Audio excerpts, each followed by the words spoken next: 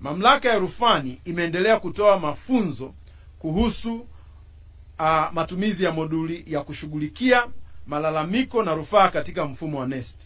Mafunzo haya yametolewa kwa wazabuni 1693 na watumishi 1739 kutoka katika ofisi mbalimbali za umma katika kanda ya Pwani, kanda ya Ziwa, kanda ya Kaskazini, kanda ya Nyanda za Juu Kusini na kanda ya Kati.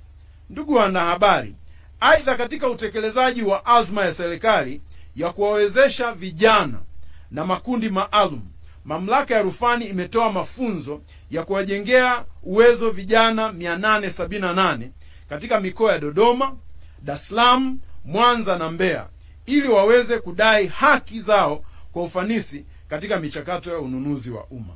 Ndugu wanahabari, naomba kutoa wito kwa wazabuni wote nchini pamoja na wadau wa ununuzi wa umma kushiriki mafunzo ya matumizi ya moduli hii pale mamlaka ya rufani inapoyatangaza.